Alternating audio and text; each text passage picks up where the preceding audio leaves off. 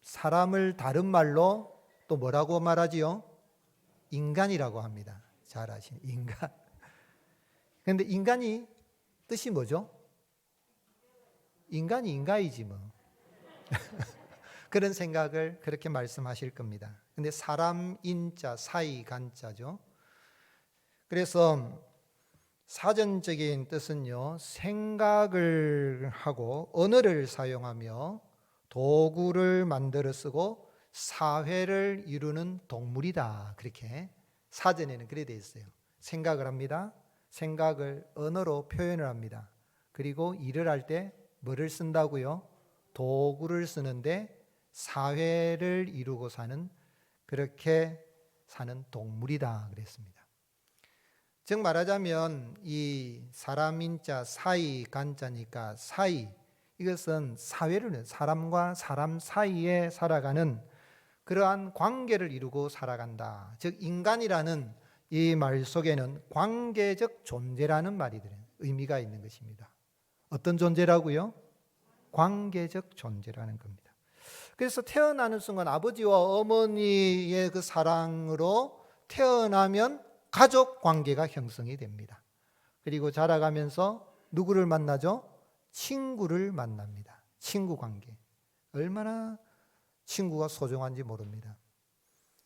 아이들이 철이 들어가려고 하면서 사춘기가 딱 들어가면 어떤 때는 보면 부모보다 누구를 더 좋아합니까? 친구를 더 좋아합니다. 친구 관계가 얼마나 중요한지 몰라요. 그래서 친구 따라 어디 간다고요? 강남 간다. 강남 가보셨습니까? 친구 따라 강남 간다. 그러는 말도 있습니다. 그리고 이제 직장에 들어가면 직장 관계, 직장의 동료 관계, 이게 참 중요합니다. 상사와의 관계, 또 같은 동료 직원들과의 관계가 좋아야 돼요.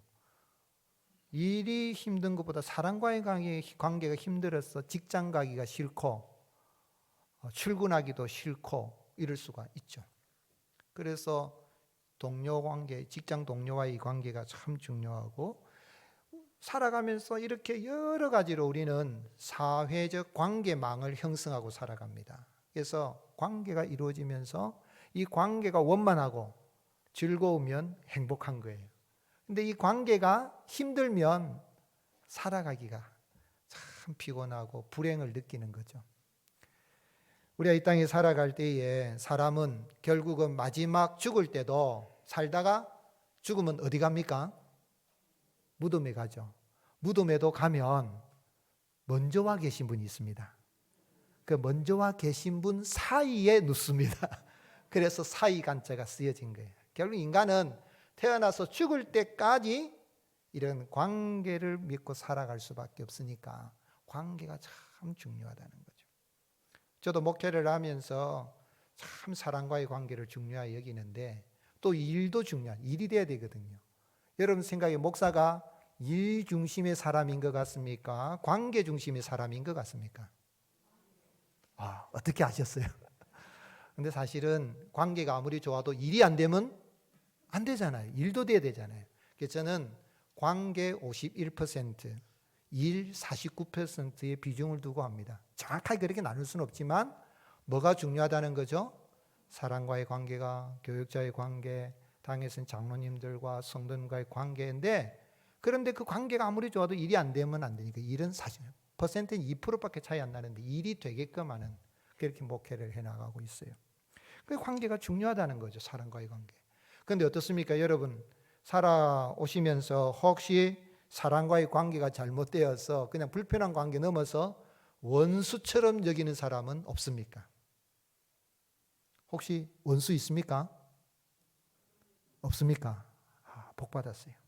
근데 문제는 교회 다니면서 교인과 성도와의 이런 관계가 원만하지 못해가지고 내가 이 교회를 다녀야 될까 말아야 될까 하는 그런 갈등을 가질 수도 있고, 상처를 받기도 하고 상처를 주기도 해서 교회 다니면서 불행한 신앙생활하는 사람이 있어요. 그래서 어떤 말을 합니까? 저 인간이 천국에 간다면 그런 천국 나도 안 갈란다. 혹시 그런 분 없습니까? 그 인간이라는 단어가 참 좋은 단어인데 꼭 안 좋은 의미로 쓸 때만 저 인간, 이 인간, 야 이 인간아 이럴 때 쓰는데 저 인간이 천국 간다고 아이고 그런 천국 니나 가라 이런 생각이 들 수도 있는데 과연 여러분 믿음 생활하면서 교회에서 신앙생활하면서 어떻게 이러한 성도와의 관계를 맺고 살아갑니까? 오늘 말씀 제목이 관계회복이 행복의 지름길이라 그랬는데 바라는 것은 오늘 여러분 좋은 관계를 잘 유지할 수 있기를 바라고 혹시 관계가 깨어졌더라도 그 관계가 빨리 회복이 되어서 이전보다 더 좋은 관계가 되어서 아름다운 삶을 살아가시고 행복한 믿음의 여행을 하는 2023년이 될 수 있기를 예수님의 이름으로 축복합니다. 그럼 어떻게 하면 내가 좋은 관계를 유지할 뿐만 아니라 혹 일을 하다가 또 교회에서 믿음 생활을 하다가 이 관계가 깨어졌을 때 그 관계가 깨어진 관계가 회복이 되고 더 좋은 관계를 맺고 살아갈 수 있는 길을 오늘 이 말씀을 통해서 알 수 있을까요? 빌레몬서는 이 바울이 3차 선교 여행 중에 주 62년경에 이제 바울의 마지막이지요. 62년경에 로마의 감옥에 갇힌 가운데에 골로새시에 살고 있는 빌레몬에게 보낸 개인 편지입니다. 그러나 개인에게 보냈지만은 사실은 빌레몬이 예수님을 영접한 다음에 자기 집을 가정교회로 예배처소로 드렸습니다. 주일마다 모이는 예배처소로 자기 가정을 드렸기 때문에 바울은 빌레몬의 집에 있는 교회에 편지를 보낸 겁니다. 그런데 이 빌레몬이라는 사람은 이 골로새시에 살고 있었는데요. 그는 노예를 소유할 정도로 부자였습니다. 부유한 그리스도인이었고요. 또 언제 그가 복음을 받아들였는가 정확하게 알 수는 없지만 아마 바울이 에베소에서 3년간 복음을 전할 때 그때 바울을 만나서 복음을 통해 예수님을 영접하고 구원을 받게 되어진 것으로 추정이 됩니다.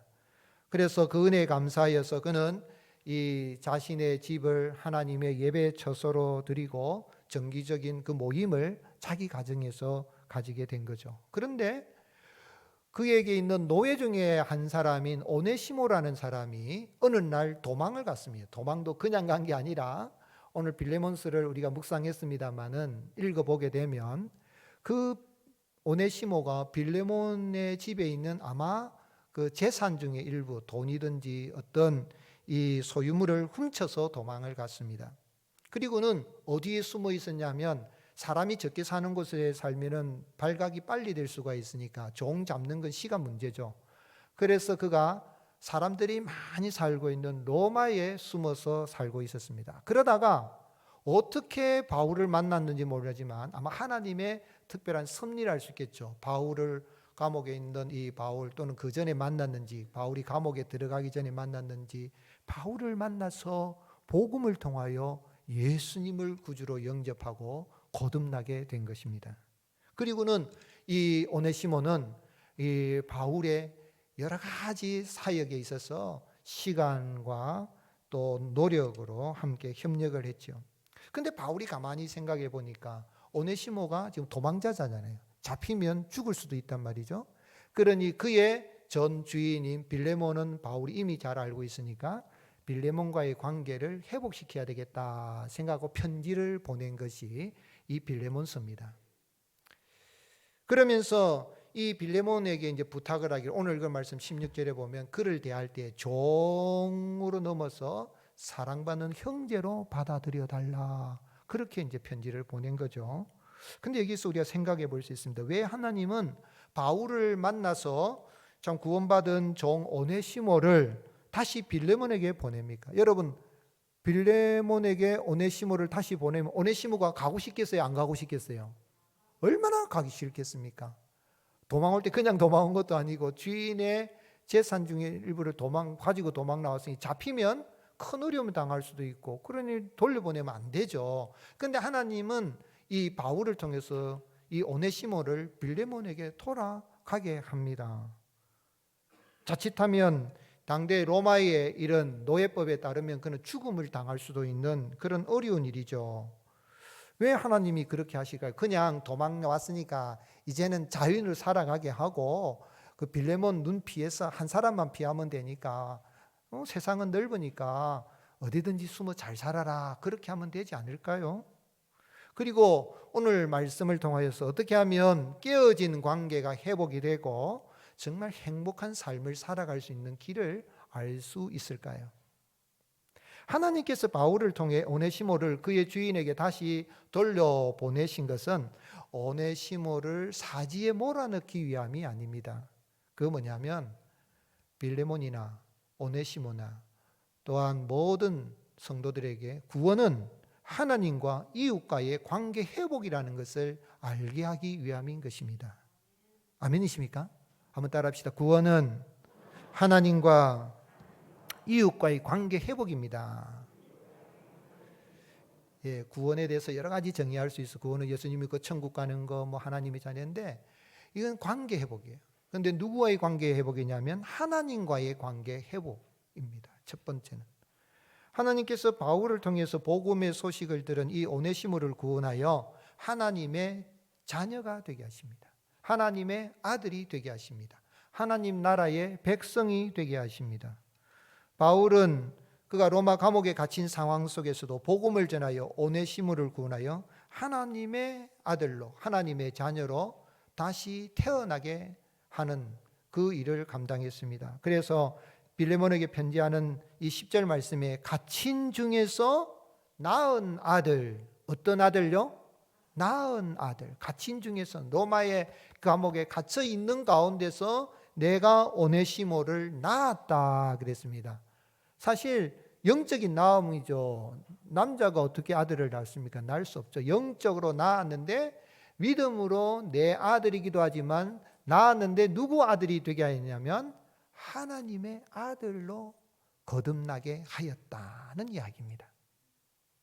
그래서 바울은 이 오네시모에게 복음을 전하여 그를 하나님의 아들로 낳았을 뿐만 아니라 사실은 빌레몬도 마찬가지죠. 빌레몬도 어디에서 바울을 통해 복음을 들었는지 정확히는 알 수 없지만 그래도 복음을 통하여서 빌레몬도 하나님의 아들로 거듭나서 하나님과의 관계가 회복이 된 거죠. 하나님을 향하여서 오네시모든 빌레몬이든 바울이든 누구든지 예수님을 영접한 그들 모두가 하나님과 원수가 되어서 마귀의 자녀였던 그들이 하나님의 아들로 관계가 회복이 된 것입니다. 그러기에 읽지 않았습니다마는 3절 말씀에 보면 바울은 빌레몬에게 편지를 할 때 뭐라고 인사를 했냐면 하나님 우리 아버지와 주 예수 그리스도로부터 너희에게 은혜와 평강이 있기를 원하노라 하고 그렇게 기원하면서 편지를 씁니다. 하나님 누구라고요? 우리 아버지. 한번 따라합시다. 하나님 우리 아버지. 하나님은 누구 아버지라고요? 우리 아버지. 나와 너 우리 모두 구원받은 하나님의 자녀들은 하나님을 아버지라고 부를 수 있는, 즉 하나님과의 관계가 아버지와 아들과 딸과 자녀와의 관계로 복음을 통하여서 그렇게 회복이 된 거죠. 우리 예수님은 하나님과 원수가 되어서 마귀의 자녀로 살아가면서 하나님이 싫어하는 일만 골라서 하는 인생들을 구원하기 위하여 십자가에 달리셔서 당신의 몸을, 육체를 주셨습니다. 자신을 향하여 십자가에 못 박고 조롱하는 그들을 향하여 주님은 원망하지 않으시고 뭐라고 기도하셨습니까? 누가복음 23장 34절에 이에 예수께서 이르시되 아버지 저들을 사하여 주옵소서, 용서하여 주옵소서, 자기들이 하는 것을 알지 못함이니이다 라고 기도하셨습니다. 그 기도로 말미암아서 하나님과 원수되었던 우리가 하나님을 아빠 아버지라고 부를 수 있는 관계로 구원의 길로 나갈 수 있는 길이 열리게 된 것입니다. 그래서 참 우리가 이 땅에 살아갈 때 하나님과의 관계가 회복된 이것이 구원인데, 첫사람 아담과 하와가 범죄하고 타락한 이후에 그들 사이에 태어난 아들이 있습니다. 첫 아들이 이름이 뭐죠? 아담과 하와가 낳은 아들, 첫 번째 아들 장남 이름이 뭡니까? 가인이죠. 가인. 가인이라는 이름 뜻이 뭘까요? 얻었다는 뜻입니다. 얻었다는 뜻이에요. 얻었다는 뜻이에요. 왜 얻었다는 뜻을 가졌을까요? 아담과 하와가 타락했을 때에 하나님은 징계를 하시는데 뱀을 향하여 저주를 했습니다. 너는 이제는 기어다니면서 흙을 먹을 것이라는 가운데에 여자의 후손이면 내 머리를 밟을 것이고 너는 여자의 후손의 발 뒤꿈치를 상하게 할 것이다. 창세기 3장 15절 그 말씀해 주셨는데, 이게 원시복음이라는 게 뭐냐면 뱀은, 마귀는 하나님과 우리 사이 관계를 깨뜨리는 일을 합니다. 그런데 여자의 후손이 오면 그 관계를 깨뜨린 뱀의 머리를 밟아서 죽여 없앰으로 말미암아 깨어진 관계가 회복이 되는 길을 여신다는 거죠. 그래서 이걸 원시복음이 되는데, 여자의 후손, 이 말을 들었을 때에 하와는 어떤 생각이 들어요? 빨리 내가 누구를 낳아야 되겠다는 거예요. 아들을 낳아야 되겠다. 여자는 한 명밖에 없으니까 여자의 후손이 와야 되겠다. 그래 아들이 태어나니까 너무너무 좋아가지고 이름을 뭐라고 했다고요? 가인이라고 했어요. 가인의 뜻이 뭐라고요? 얻었다는 뜻이에요. 그래서 성경에 보면 뭐라고 했냐면 내가 여호와로 말미암아 그 남자를 얻었다.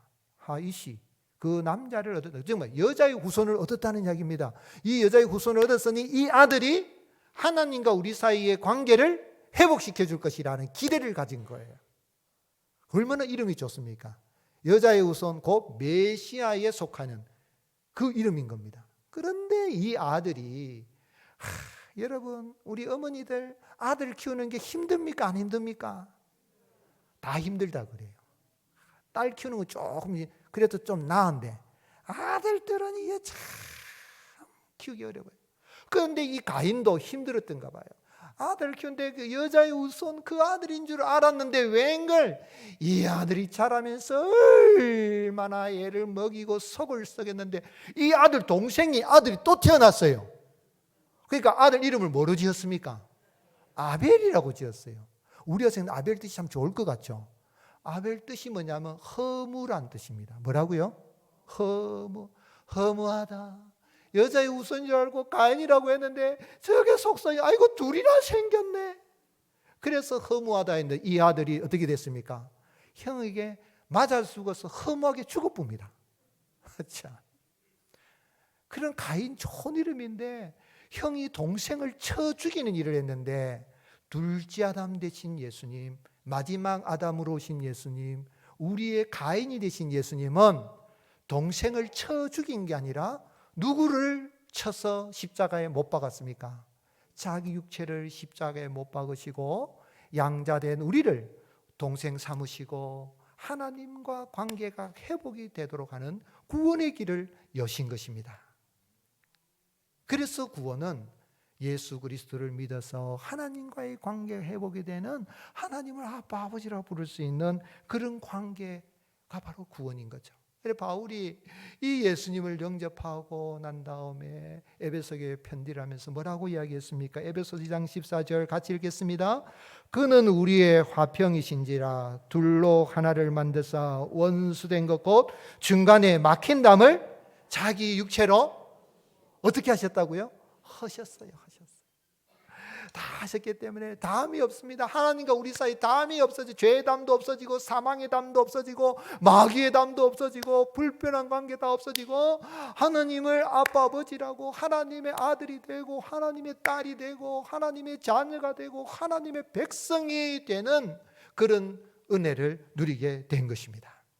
그래서 유명한 러시아 작가 톨스토이가요, 원래 기적 출신이고 글도 잘 쓰고, 러시아는 그때 당시에 그리스 정교에 태어나면 세례받고 그냥 크리스찬이 되는 거예요. 그런데 그 마음이 늘 평안하지를 못해 만족이 없어요. 글은 쓰지만, 그런데 어느 날 시골에 갔는데 한 농부를 봤는데 이 농부를 보니까 얼굴이 너무 평안해요. 그래서 물었어요. 그래, 당신은 어떻게 그렇게 얼굴이 평안하고 늘 웃음이 가득하고 그렇게 살아갑니까? 그러니 아주 단순한 이야기를 합니다. 하나님을 의지하고 살기 때문에 언제나 내 마음은 기쁠 뿐입니다. 누구를 의지한다고요? 하나님을.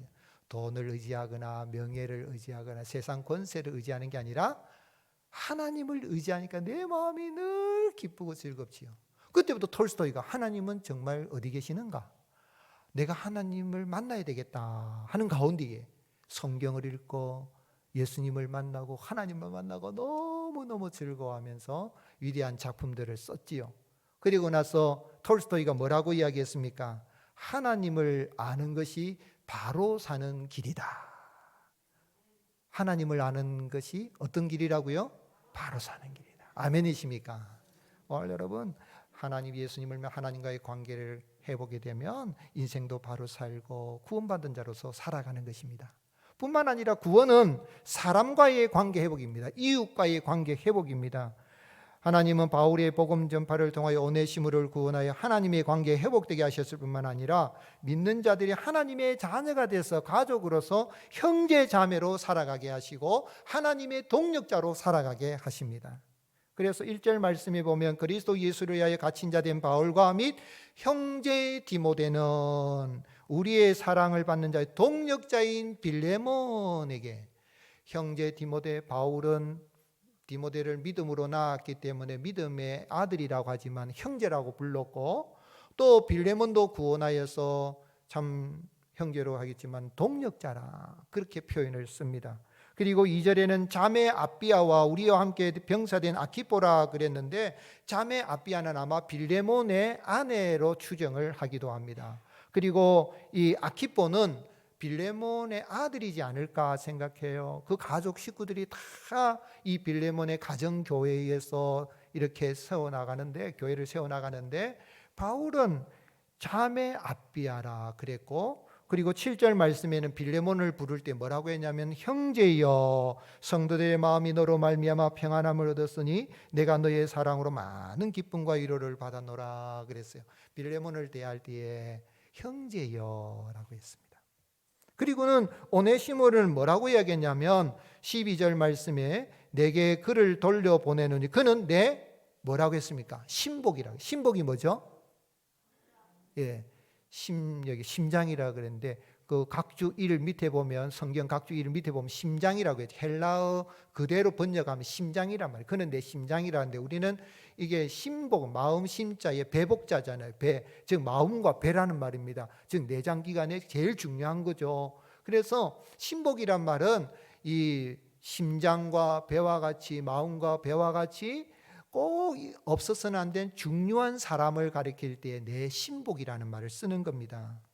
그래서 심장과 같은 역할을 하는 사람인데 형제요, 동력자요, 자매요, 신복과 같은 사람, 예수님을 믿어서 그런 관계가 우리가 형성이 된 겁니다. 하나님과의 관계, 아빠 아버지와의 관계뿐만 아니라 우리 그리스도인 간의 관계가 형제 자매가 됐죠. 그래서 16절에 오네시모를 보낼 때 이를 종을 넘어서 사랑받는 형제로 대했으면 좋겠다라고 한 것입니다. 여러분, 교회 다니면서 예수님 믿는 사람이 형제 자매로 이렇게 여기고 우리가 이런 관계로 구원받은 걸 감사하며 살아가는 은혜가 있을 수 있기를 주님의 이름으로 축복합니다. 그럼 이렇게 우리가 참 예수님 믿어서 하나님과 이웃과의 관계 회복이 되는 이 구원의 은혜를 받아서 하나님을 아빠 아버지라 부르고 우리가 믿음으로 형제 자매가 되고 하나님 나라의 동력자가 되고 또 목회자에게 신복과 같은 그런 사람이 되었다면 우리가 이 땅에 살아갈 때 어떻게 살아야 드려야 되겠습니까? 우리는 이 땅에 살아갈 때에 용서하고 섬기는 그곳에서 바로 여기에서 천국의 기쁨이 넘치는 은혜를 경험할 수 있습니다. 그러므로 용서하고 섬기는 곳에 천국이 임하게 되는 것입니다. 한번 따라 하시겠습니다. 용서하고 섬기는 곳에 천국이 임합니다. 바울은 빌레몬에게 오네시모를 돌려보내면서 그를 종 이상으로, 옛날에는 종이었지만 종 이상으로 곧 사랑받는 형제로 대하라 그래서 16절 우리 천천히 같이 읽겠습니다. 이후로는 종과 같이 대하지 아니하고 종 이상으로 곧 사랑받는 형제로 둘 자라. 내게 특별히 그러하거든 하물며 육신과 주 안에서 상관된 내게라. 이 오네시모를 종 이상으로 어떤 형제로 대하라 그랬습니까? 사랑받는 형제. 누구의 사랑받는 형제죠? 하나님 사랑받는 형제. 옆 사람 바라보면 우리 축복합시다. 당신은 하나님의 사랑을 받는 분입니다. 아멘이십니까? 그렇다면 혹시 우리가 교회에서 믿음 생활할 때 일하다가 의견 대립이 있고 또 이렇게 하다 보면 어려움이 있을 수 있는데, 관계가 어려움이 있을 수 있죠. 그래도 사랑받는 형제, 누가 사랑하신다고요? 하나님이 사랑하신다. 아멘이십니까? 그러면은 내가 용서해야 되겠고 내가 섬겨야 되겠다는 마음이 생기는 겁니다. 내 마음이 안 들어도 아이고 저 인간만 없으면 내가 교회 생활이 재밌기다. 그 인간을 사랑해야 됩니다. 누가 사랑하시니까요? 아멘이십니까? 어떻게 보면 로마사에서 받아들일 수 없는 권면입니다. 주인의 재산을 손실을 비고 도망간, 내가 아무리 믿어도 내 재산을 손실이 잡히기만 하면 어떻게 되겠습니까? 옥에 집어넣든지 막 매를 때리든지 그래야 돼. 뭐 용서해 주라는 정도가 아니라 뭐 형제? 이건 받을 수가 없던 생각이 들 수 있는데 빌레몬이 순종합니다. 그리고 교회를 세워나가요. 바울은 특별히 뭐라고 이야기를 했냐면 11절에 그가 전에는 네게 무익하였으나 이제는 나와 내게 어떻게 하다고요? 유익하니라. 오네시모라는 이름 뜻이 유익한 자란 뜻입니다. 유익한 자. 왜 종을 유익한 자라면 종이 있으면 논밭에 가 일도 하고 주인 심부름도 하고 하니까 유익을 끼치잖아요. 그러니까 유익 끼치는 종이 되라는 의미에서 종들의 이름을 유익한 자라고 많이 붙인 거예요. 그게 오네시모 그런 이름이었는데 이 오네시모가 예수님 믿기 전에 어떻게 했습니까? 저 주인 저거 빨리 죽었으면 좋겠다 그러고 원망불평을 일시키면은 주인은 밤도 없고 낮도 없고 지 마음대로 다 그러고 그리고 기회만 도망가다가 얼커니 주인의 재산 가지고 도망을 갔잖아요. 근데 예수님 믿고 난 다음 바울이 가라 그럴 때 가기 싫어요, 안 갈래요 말할 수도 있는데 믿고 나서 보니까 내가 주인에게 잘못했구나 생각하고 주인을 이제는 그리스도 안에서 주님을 섬겨야 되겠다 하고 사지로 가는 것 같은데 갑니다. 그런 오네시모를 또 빌레몬은 받아들이고 용서하고 이제는 사랑받는 형제로 섬기고 대하니 빌레몬을 통해서 세워진 이 교회가 아름답게 세워지는 은혜가 임하게 된 것입니다. 빌레몬의 이름 뜻은 뭘까요? 필레오 들어봤습니까? 형제애를 가리켜 필레오라고 하는데 빌레몬의 뜻은 형제는 친구와 같은 형제와 같은 그런 의미에서 이 친절하다는 그런 의미가 있어요. 하나님께서 이 빌레몬의 마음을 감동시켜 주셔서 이 바울의 그 말을 받아들이고 오네시모를 내게 손해를 끼친 사람이지만은 이제는 같이 서로 유익한 자가 되어서 교회를 세워가는데 용서하고 섬기는 관계가 형성이 된 것입니다. 예수님을 믿으면 하나님과 이웃과의 관계가 회복이 될 뿐만 아니라 하나님이나 사람에게 유익을 끼치는 사람으로 살아가게 되는 것입니다. 그러므로 오늘 이 땅에 살아갈 때에 혹 교회에서 사역을 하다 보면 일 안 하고 11시 예배 딱 드리고 갓버리면 딱 매주 그러면 아무 일 없어. 그런데 내게 주시는 자를 따라 좀 교회를 섬겨야 되겠다, 일을 해야겠다, 찬양대 봉사하고 차량 봉사하고 뭐 여러 가지 구역 활동하고 또 사역 부서 하다 보면 일 때문에 의견이 대립하고 충돌이 일어날 수가 있어요. 그럴 때도 늘 생각해야 될 게 뭐냐면 형제의 허물을 용서하되 몇 번까지 용서해라 그랬습니까? 잘 아시네요.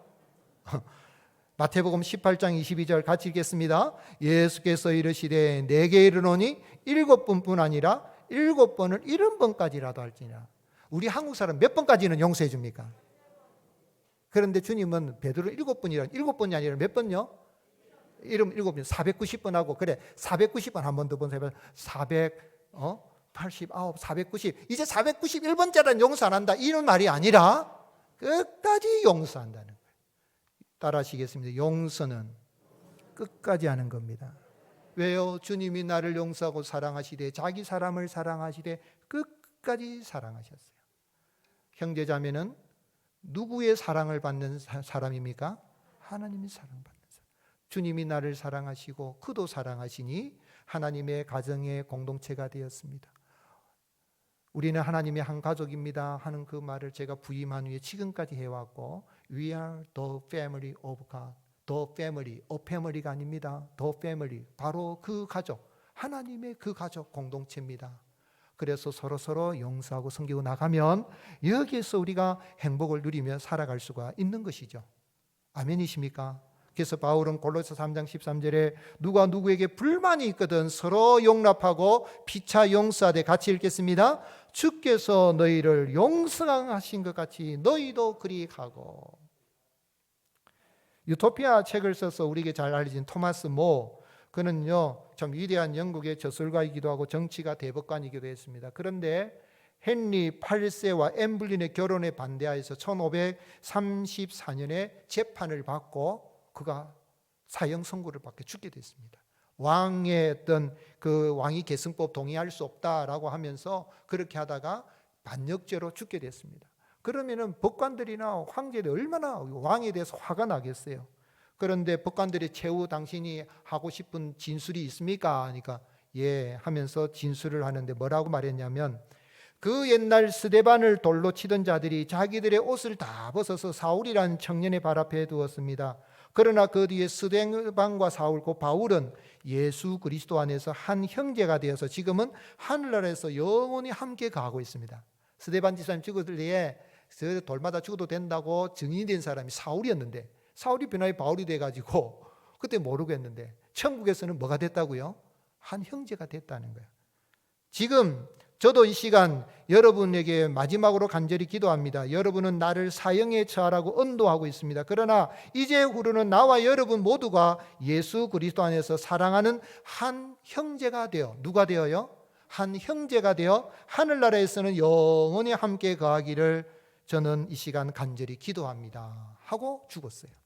그리고는 죽을 때 뭐라고 이야기했냐면, 죽음의 순간에 사형을 집행하는 집행관에게 뭐라고 이야기했냐면, 내 목이 짧으니까 자를 때 조심해서 자라라. 오히려 자기를 죽이려고 하는 법관들을, 왕을 용서하고 천국에 갔습니다. 그리스도인의 모습입니다. 예수 그리스도를 믿는 우리 하나님의 한 가정의 가정 공동체 가족이 되었습니다. 형제 자매를 대하고 하나님의 동역자로서 서로 하나님 나라의 신복으로 살아간다면 우리는 바로 여기에서 천국을 경험하고 행복이 넘치는 믿음의 여행을 할 수 있는 것입니다. 그래서 노래 부를 수 있죠. 사랑해 주님이 날 사랑하시네, 내 모습 이대로 받으셨네. 사랑해 주님이 날 사랑하듯이 나도 너를 사랑하며 섬기리. 아멘이십니까?